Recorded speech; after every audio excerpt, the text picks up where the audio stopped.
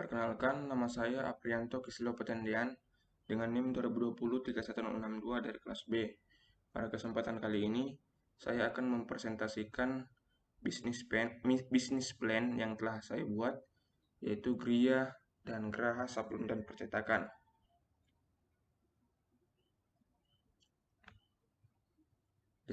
Deskripsi usaha.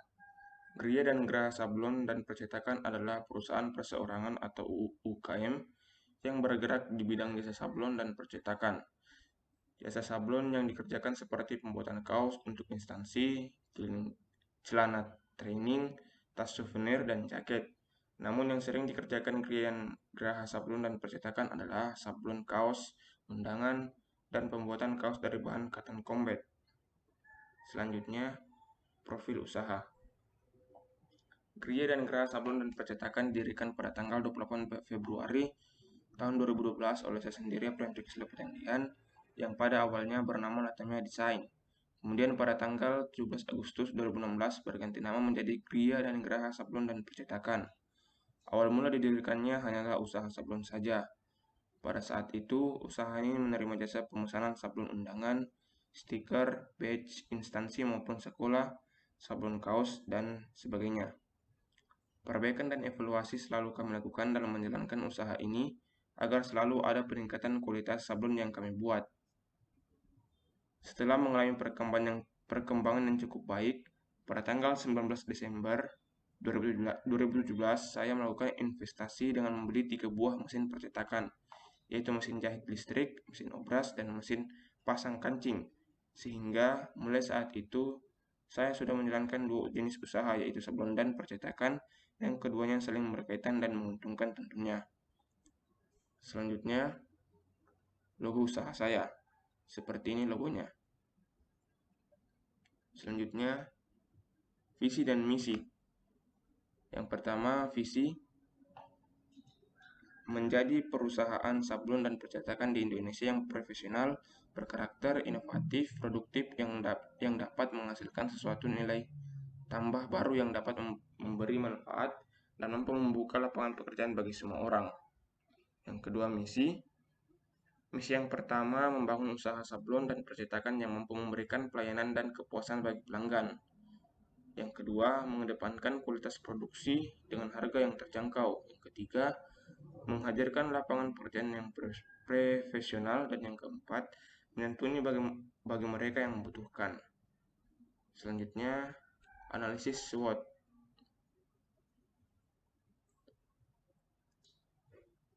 Strength atau kekuatan. Yang pertama, memiliki banyak jenis bahan kaos mulai dari cotton combat, cotton carded, TC, cotton bambu, cotton fleece, high-grade, dan cotton combat premium. Yang kedua, memiliki ukuran bahan yang bervariasi mulai dari 30S, 40, 24S, dan 20S. Yang ketiga, menggunakan cat rubber, polistisol, dan juga discharge dengan merek terkenal dan berkualitas seperti ATC, Matsui, Unita, Unimed, Rubix, dan ANT Color. Yang keempat, konsep gaya yang ditawarkan adalah kekinian atau update trendy terkini. Yang kelima, harga merakyat atau bisa dijangkau semua kalangan. Yang keenam, lokasi yang mudah dijangkau. Dan yang ketujuh, kapasitas produksi yang besar. Selanjutnya, weakness atau kelemahan. Yang pertama, proses pengerjaan yang membutuhkan waktu seminggu atau lebih. Yang kedua, membutuhkan tempat yang luas agar proses pengerjaan dapat langsung banyak. Yang ketiga, tinta rubber pasti akan retak jika sudah melebihi 5 tahun pemakaian. Yang keempat, bahan cotton carded memiliki tekstur yang berbulu dan kurang halus. Yang kelima, bahan high-grade sangat mudah rusak dan tipis. Yang keenam, tinta polistisol butuh proses pengeringan yang lebih lama. Yang ketujuh, tinta discharge butuh waktu produksi yang lebih lama dan proses yang rumit. Dan yang kedelapan, jika memproduksi dengan jumlah banyak, maka butuh pekerja yang lebih banyak. Selanjutnya, opportunity atau kesempatan. Yang pertama, permintaan pasar yang terus-menerus ada. Yang kedua, banyak acara seminar, konser, atau gathering yang memerlukan kaos sablon. Yang ketiga, banyaknya distro yang membutuhkan vendor kaos. Yang keempat, banyaknya individu yang suka membuat custom kaos. Dan yang kelima, banyaknya marketplace online yang memudahkan produk dikenal konsumen. Selanjutnya, threat atau ancaman. Yang pertama, mulai banyak produsen kaos sablon yang serupa dan lebih canggih peralatannya. Nah, yang kedua, mulai adanya sablon printing digital. Selanjutnya, analisis peluang usaha. Banyaknya para pesaing di dalam berbisnis sablon, juga percetakan ini mengharuskan setiap pemiliknya untuk mampu menerapkan beberapa langkah upaya pengembangan supaya bisnis usaha sablon dan bisnis percetakan yang dikelola tidak mengalami ketertinggalan oleh usaha serupa milik orang lain. Peluang usaha dan bisnis tersebut, pangsa target pasarnya sangatlah jelas juga luas.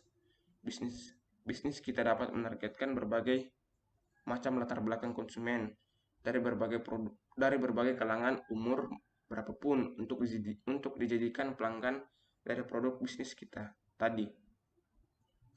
Kita tidaklah perlu merasa ragu jika jasa usaha sablon plus percetakan tersebut tidak ada yang beli, karena itu mustahil sekali sebab hampir setiap orang pasti akan membutuhkannya. Akan tetapi, agar usaha kita itu lebih dapat dilirik, maka alangkah baiknya kita dapat melakukan serangkaian inovasi baru baik dalam segi pelayanan dan juga dalam hal promosi. Selanjutnya, analisis pasar. Produk dan jasa yang bisa dikerjakan oleh Gria dan Gerah Sablon dan Percetakan antara lain kartu undangan, kartu nama, pamflet, kop surat, stiker, kaos, celana training, dan juga sablon. Namun yang sering kita kerjakan yaitu yang keuntungannya cukup tinggi adalah kartu undangan, kaos, dan jasa sablon. Selanjutnya, keunggulan. Keunggulan yang pertama yaitu harga yang relatif terjangkau. Kedua, sablon kaos tidak mudah luntur. Ketiga, undangan dengan hasil yang bagus. Keempat, jahitan kaos yang rapi dan nyaman dipakai. Kelima, pelayanan yang ramah. Dan yang keenam, produk diselesaikan dengan tepat waktu. Selanjutnya, analisis risiko bisnis. Yang pertama, kekurangan modal. Yang kedua, konsumen akan pergi jika kita tidak berinovasi. Yang ketiga, ketidakmampuan dalam mempertahankan kualitas. Yang keempat, kekurangan suplai bahan kaos untuk disablon. Dan yang kelima, datangnya musim penghujan. Selanjutnya, strategi pemasaran. Pengembangan produk. Kebutuhan akan kaos masih sangat tinggi, mengingat kaos merupakan salah satu item fashion yang dianggap paling nyaman untuk berbagai aktivitas sehari-hari. Oleh karena itu, prospek untuk membangun bisnis kaos masih terbuka lebar dengan potensi keuntungan yang cukup menjanjikan. Termasuk dalam hal ini adalah peluang usaha jasa sablon kaos manual di tahun 2020 dengan modal yang cukup terjangkau. Meskipun saat ini jenis usaha dalam bidang jasa sablon sudah banyak tersebar di berbagai tempat, namun hal itu bukanlah hambatan untuk memulai usaha. Dengan mengutamakan kualitas dan kepuasan pelanggan, maka jasa sablon yang dikembangkan bisa bertahan di tengah persaingan dan bahkan memenangkan persaingan. Selanjutnya, pengembangan wilayah pemasaran.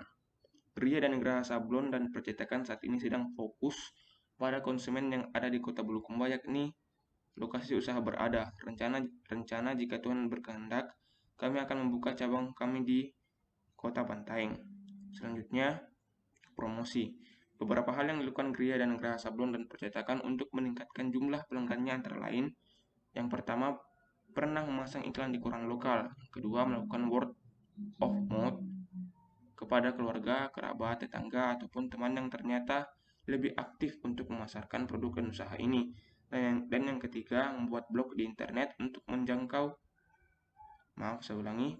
Yang ketiga, membuat blog maupun website di internet untuk menjangkau konsumen dari luar kota Bulukumba. Selanjutnya, strategi penetapan harga. Strategi harga Gria dan Geraha Sablon dan Percetakan adalah yang pertama, memberikan potongan harga pada pelanggan yang sering memesan produk atau sudah menjadi langganan. Dan yang kedua, memberikan komisi penjualan kepada pelanggan yang membawa pelanggan baru. Selanjutnya, perbandingan. Di sini saya membandingkan usaha saya dengan Tokopedia. Tokopedia menggunakan website dan mobile app untuk dapat mengaksesnya. Sedangkan pada Gria dan Geraha Sablon dan Percetakan menggunakan website untuk dapat mengaksesnya. Di Tokopedia terdapat berbagai barang yang dijual seperti barang elektronik, rumah tangga, dan lain-lain. Sedangkan di Gria dan Geraha Sablon Percetakan menjual berbagai produk sablonan seperti sabun kaos, undangan, dan pembuatan kaos dari bahan cotton combat. Tokopedia menawarkan berbagai macam voucher menarik bagi penggunanya, sedangkan Gria dan Geraha Sablon dan Percetakan tidak menawarkan voucher bagi penggunanya. Selanjutnya, proses produksi.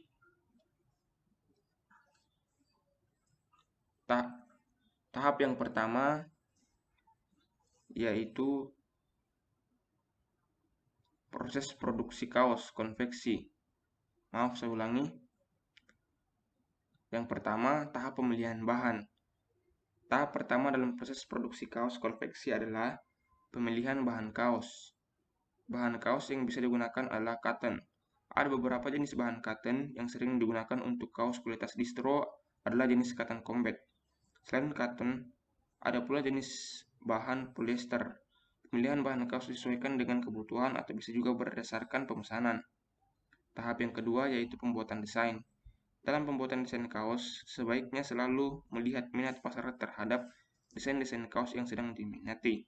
Pembuatan desain dilakukan oleh bagian desain. Selain dibuat oleh bagian desain, ada juga pelanggan yang tidak membuat desain sendiri. Sebelum memulai penyablonan, desain harus dikonfirmasi terlebih dahulu kepada pelanggan. Tahap yang ketiga, pemilihan ukuran. Dalam standar pola kaos terdapat ukuran S, M, L, dan XL. Ada juga ukuran free size untuk produksi massal. Pemilihan ukuran dilakukan sesuai dengan permintaan pelanggan. Selanjutnya, tahap yang keempat, tahap pemotongan. Proses pemotongan kain disebut juga cutting. Pemotongan kain kaos dilakukan dengan mesin cutting atau mesin potong kain. Tahap selanjutnya yaitu tahap penyablonan. Setelah kain dipotong dan menjadi pola, tahap selanjutnya adalah penyablonan. Penyablonan bisa dilakukan di bagian Penyablonan bisa dilakukan di bagian khusus sablon atau dapat juga memanfaatkan jasa tukang sablon. Pilihlah tukang sablon dengan keahlian dan kualitas sablon yang baik. Tahap selanjutnya yaitu penjahitan. Setelah potongan pola kaos selesai sablon, tahap selanjutnya adalah penjahitan kain. Penjahitan dilakukan oleh bagian penjahitan. Tahap penjahitan kaos dilakukan dengan menggunakan beberapa mesin, antara lain mesin jahit, mesin obras, mesin overdeck, tergantung dari bagian kaos yang dijahit atau penjahitan kerah dalam, berbeda dengan penjahitan lengan misalnya, dan jenis jahitan yang diinginkan. Tahap selanjutnya yaitu finishing. Setelah tahap penjahitan kaos selesai dilakukan, tahap selanjutnya memasuki proses finishing. Pada tahap ini dilakukan pengecekan hasil produksi jahitan kaos, seperti membersihkan kaos, memotong dan merapikan benang. Tahap pengecekan kualitas atau quality control, sehingga kaos yang lolos proses finishing ini adalah kaos yang benar-benar memiliki kualitas seperti yang diinginkan. Dan tahap yang terakhir yaitu t-shirt packaging. Proses akhir dari produksi konveksi kaos adalah tahap pengemasan. Tahap ini bisa dilakukan dengan berbagai macam jenis kemasan. Kemasan plastik bening adalah kemasan yang banyak digunakan karena alasan kepraktisan dan ekonomis. Selanjutnya, analisis keuangan.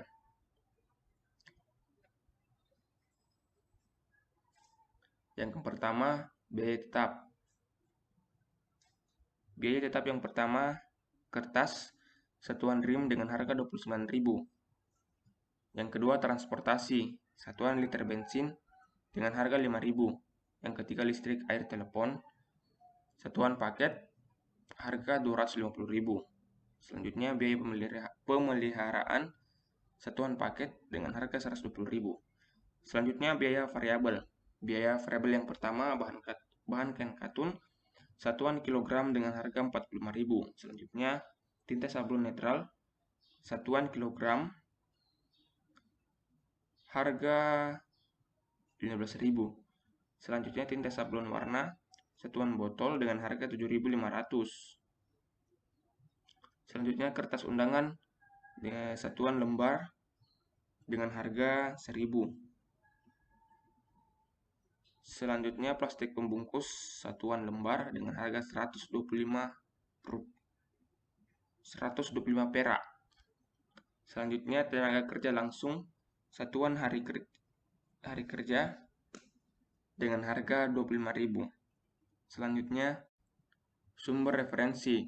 Terdapat 5 sumber referensi yang saya masukkan di sini.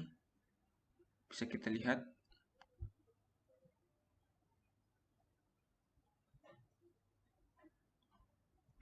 Demikian presentasi mengenai bisnis plan yang telah saya buat. Jika terdapat kesalahan kata dari saya mohon dimaafkan. Sekian, terima kasih.